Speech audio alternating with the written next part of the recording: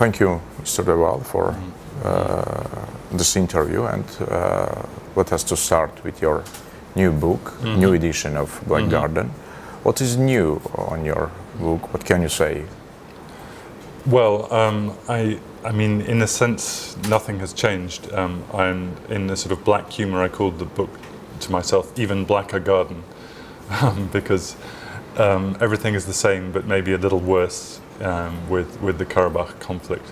But I was talking to my publisher, and we looked around, and still no one else had written or tried to write a kind of substantial book about the conflict from both sides. And so we decided that it was time to update the book, leave basically most of it the same, but bring it up to the present and write a new conclusion, add one or two photographs. And so it's basically the same book, but updated. And my conclusions are a little more bleak this time than they were last time. And what are the main conclusions? Your conclusions in book? Well, I think the dynamic of the conflict is basically the same. Obviously, what has changed in the last 10 years is that Azerbaijan has become much more powerful, much richer. I think when I visited Azerbaijan in 1995, it had a GDP, gross domestic product, of $3 billion. Now its gross domestic product is $70 billion. So that's a big change. But actually, of course, nothing has changed on the ground. What has changed is Azerbaijan's perception of itself as a much stronger actor. And therefore, I think Azerbaijan is less flexible than it was 10 years ago. It's interesting. And next year, we will have 20 years of ceasefire, but unfortunately, we haven't any peace treaty between sides. And another side, presidents of Armenia and Azerbaijan, we know, didn't meet for several months. So, what is your assessment on current situation?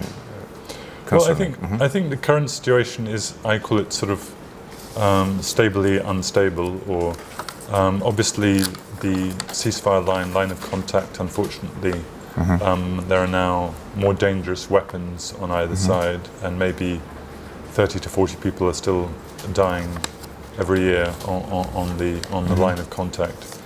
But I think I think the main problem is that there is very little trust between the two presidents. Trust, yes. I mean, I think the relationship between them is quite poor, and in Dmitry Medvedev, there was someone who was prepared to bring them together. I don't see that Vladimir Putin is interested in playing that role. Why? Putin is a bit more cynical, I would say, about this conflict. Cynical maybe about most things, and I think sees no reason to get involved. He sees it. I think he had a bad experience back in 2004 when he tried to get involved, and they weren't interested. So I think, and so John Kerry is supposedly interested, but I think we're not seeing. I think the dynamic is still the same. That the resistance in Armenia and Azerbaijan and Karabakh to change is bigger than the international pressure to make a change. Okay, recently we saw that Russia started to supply Azerbaijan new arms, approximately $1 billion US. What can you say on this? Well, clearly,